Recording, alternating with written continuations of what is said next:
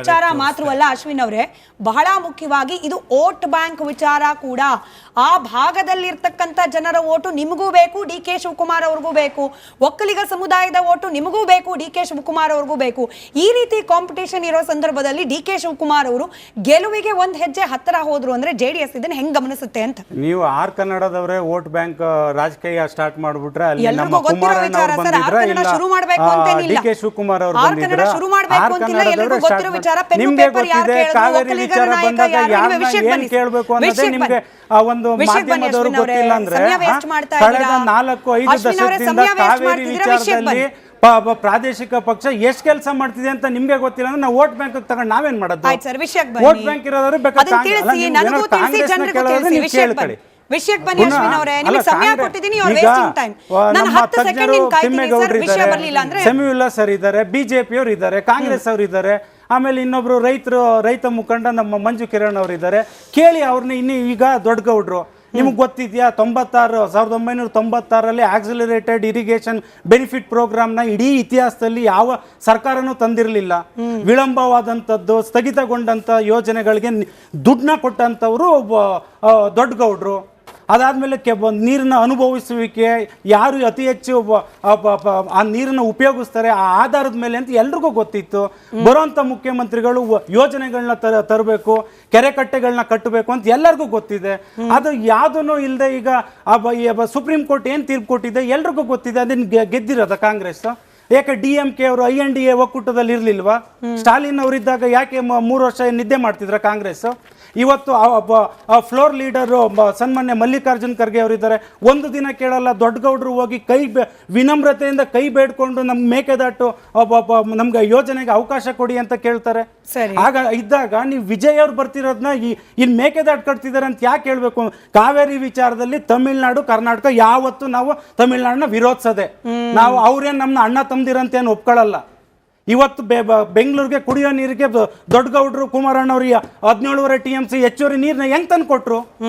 ನಾನು ಅದಕ್ಕೆ ಹೇಳಿದೆ, ದಯವಿಟ್ಟು ನೀವು ಮಾಧ್ಯಮದವ್ರು ತಪ್ಪಾಗಿ ತಗೋಬೇಡಿ. ಒಂದು ಕಾವೇರಿ ವಿಚಾರ ಬಂದಾಗ ಅಪ್ಪರ್ ಭದ್ರಾ ಇರ್ಬೋದು. ನಾನು ಲಾಸ್ಟ್ ಕಳೆದ ವಾರದಲ್ಲೂ ಹೇಳಿದೆ, ರಾಯಚೂರು ಒಂದು ಭಾಗದಲ್ಲಿ ದೊಡ್ಡ ಗೌಡ್ರು ಪ್ರತಿಮೆ ಇಟ್ಟಿದ್ದಾರೆ. ಇಲ್ಲಿ ಮೇಕೆದಾಟು ಮಾಡ್ಕೊಂಡ್ಬೇಕಾದ್ರೆ ಅವರು ಅಲ್ಲೊಂದು ಪ್ರತಿಮೆ ಮಾಡ್ಕೊಳ್ಳಿ, ನಮ್ಮ ನೀರು ನಮ್ಮ ಹಕ್ಕು ಅಂತ ಮಾಡಿದ್ರು. ತಮಿಳ್ನಾಡವ್ರು ಅದನ್ನ ಕೇಳಿದ್ರ? DPR ಎಲ್ಲೋಯ್ತು? 3 ವರ್ಷ ಆಯ್ತು. ಕಾಂಗ್ರೆಸ್ ಅವರು ಯಾವ DPR ರೆಡಿ ಮಾಡಿದ್ರು? ಜಲಸಂಪನ್ಮೂಲ ಸಚಿವರು ಇವತ್ತು ಏನ್ ಕೆಲಸ ಮಾಡ್ತಿದ್ದಾರೆ? ಇನ್ನು ಇಂಟೀರಿಯರ್ ಕೆಲಸ ಆಗ್ತಿದೆ ವಿಧಾನಸೌಧದಲ್ಲಿ. ಅವ್ರು ಅಫಿಷಿಯಲ್ ಆಗಿ ಅವರು ಆಫೀಸಲ್ಲಿ ಕೂತ್ಕೊಂಡಿಲ್ಲ. ಇವತ್ತು ಸನ್ಮಾನ್ಯ ಮುಖ್ಯಮಂತ್ರಿಗಳ ಕೇಳಿದ್ರೆ ಏನ್ ಹೇಳ್ತಾರೆ? ನಾನೀಗ ನಾನು ಬಿಸಿ ಇದ್ದೀನಿ, ಸ್ವಲ್ಪ ಸಚಿವ ಸಂಪುಟ ಪುನರ್ರಚನೆ ಇದೆ, ಅದಾದ್ಮೇಲೆ ನಾನು ತಲೆ ಕೆಡ್ಸ್ಕೊಳ್ತೀನಿ ಅಂತಾರೆ. ಮೇಕೆದಾಟು ಇಂದ ಬಂದ್ರು, ಪಾದಯಾತ್ರೆ ಮಾಡ್ಕೊಂಡು ಬೆಂಗಳೂರಿಗೆ ಬಂದು ಏನ್ ಮಾಡಿದ್ರು ಕೆಲಸ? ನಾನು ಕೇಳ್ತಿರೋ ಸಿಂಪಲ್, DPR ಎಲ್ಲೋಯ್ತು? ವಿಜಯ್ ಅವರು ಕಳೆದ 1 ತಿಂಗಳಿಂದ ಓಪನ್ ಆಗಿ ಹೇಳಿದ್ದಾರೆ, ಅವ್ರದ್ದು ಏನ್ ಸಬ್ಮಿಟ್ ಮಾಡಿದಾರೆ ಅದನ್ನ ರಿಜೆಕ್ಟ್ ಮಾಡಿ ಅಂತ ಹೇಳಿದ್ದಾರೆ. ತಮಿಳ್ನಾಡಲ್ಲಿರೋ ಸಂಸದರಿಂದ ಅಲ್ಲಿರೋ ರಾಜಕಾರಣಿಗಳೆಲ್ಲ ತಿರುಗಿ ಬಿದ್ದಿದ್ದಾರೆ.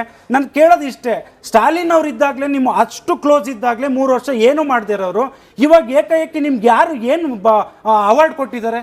ಯಾವ ಕೋರ್ಟ್ ನಿಮ್ಗೆ ಅವಾರ್ಡ್ ಕೊಟ್ಟಿದೆ? ಯಾವ್ದು ಕೊಟ್ಟಿಲ್ಲ. ಹಿಂಗೊಂದು ಪ್ರಯತ್ನ ಆಗಿರ್ಲಿಲ್ಲ. ಮಾತುಕತೆಗೆ ಇಬ್ಬರು ಮುಖ್ಯಮಂತ್ರಿಗಳು ಒಟ್ಟಿಗೆ ಕೂರೋ ಪ್ರಯತ್ನಗಳು ಸ್ಟಾಲಿನ್ ಅವರು INDA ಒಕ್ಕೂಟದಲ್ಲಿ ಬಾಯ್ ಅಂತ ಇದ್ದವರು. ಇವಾಗ ವಿಜಯ್ ಅವ್ರೇನ್ ಕಾಂಗ್ರೆಸ್ INDA ಒಕ್ಕೂಟಕ್ಕೆ ನಾನು ಬಂದಿದ್ದೀನಿ ಅಂತ ಅವ್ರು ಎಲ್ಲೂ ಹೇಳ್ತಿಲ್ಲ. ಅವ್ರು ಏನಾದ್ರು ಅಫಿಷಿಯಲ್ ಆಗಿ ಬಂದಿದ್ದಾರೆ, ನಿಮ್ ಮೇಕೆದಾಟಿಗೆ ಅಪ್ರೂವಲ್ ಮಾಡ್ತೀನಿ, ನಾವು ಫೈಟ್ ಮಾಡ್ಲೇಬೇಕ್ರಿ. ನಾವು ತಮಿಳ್ನಾಡು ವಿಚಾರದಲ್ಲಿ, ಮೇಕೆದಾಟು ವಿಚಾರದಲ್ಲಿ ಯಾರ ಅನುಮತಿ ಕೇಳಬೇಕು? ನಾವು ಕಾನೂನಾತ್ಮಕವಾಗಿ ಎಷ್ಟು ವರ್ಷ ಹಿಂಗೇನೆ ಫೈಟ್ ಮಾಡ್ತಾ ಇರಬೇಕು? ಫೈಟ್ ಮಾಡಿ ದಶಕಗಳಿಂದ ಉತ್ತರ ಸಿಗ್ತಿಲ್ಲ ಅಂದಾಗ ಸೌಹಾರ್ದಯುತ ಮಾತುಕತೆ ಪ್ರಯತ್ನ ಯಾಕೆ ಆಗಬಾರ್ದು? ಸ್ಮಿತಾ ಮೇಡಮ್, ಯಾವುದೇ ಸರ್ಕಾರ ಇರಲಿ, JDS ಇರಲಿ, BJP ಇರಲಿ, ಕಾಂಗ್ರೆಸ್ ಇರಲಿ, ಇವತ್ತು ಉದಾಹರಣೆಗೆ KRS ಡ್ಯಾಮ್ ಅಲ್ಲಿ ಏನು ನೀರಿದೆ ಆ ನೀರಿನ ಮಟ್ಟ ಇದ್ದಾಗ್ಲೂ ಬೆಳೆಗಳಿಗೆ ನೀರು ಹರಿಸ್ತಾ ಇದ್ರು. ಇವತ್ತು ನೀವೇನಕ್ಕೆ ತಮಿಳ್ನಾಡಿಗೆ ಎದುರ್ಕೊಂಡು ನೀವು ನೀರು ಹರಿಸ್ತಿಲ್ಲ? ಎಲ್ಲ ಬೆಳೆಗಳು ಒಣಗ್ತಾ ಇದೆ. ಕೇಳೋರು ಯಾರಿದ್ದಾರೆ? ಕೇಳಿದ್ರೆ ಅವ್ರು ಎಲ್ಲರೂ ಬ್ಯುಸಿ ಇದ್ದಾರೆ, ಯಾರು ಇಲ್ಲಿಲ್ಲ, ಎಲ್ಲ ಡೆಲ್ಲಿಗೆ ಹೋಗಿದ್ದಾರೆ. ಅವ್ರದೇ ಆದಂತ ಪಕ್ಷದ ಚಟುವಟಿಕೆಗಳಲ್ಲಿ ಅವ್ರು ತೊಡಗಿಸ್ಕೊಂಡಿದ್ದಾರೆ.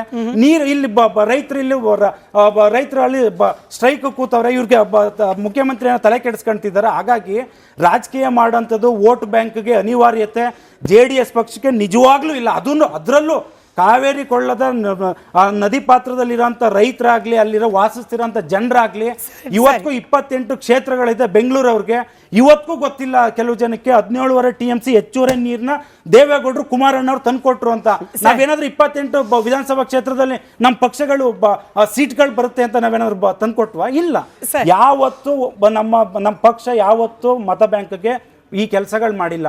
ನಿಮಗೆ ನಮ್ಮ ನೀರು ನಮ್ಮ ಹಕ್ಕು ಅಂತ ಹೋರಾಡಿದವರು ನಾನು ಕೇಳೋ ಸಿಂಪಲ್ ಪ್ರಶ್ನೆ ಇಷ್ಟೇ, 3 ವರ್ಷದಲ್ಲಿ DPR ಎಲ್ಲೋಯ್ತು?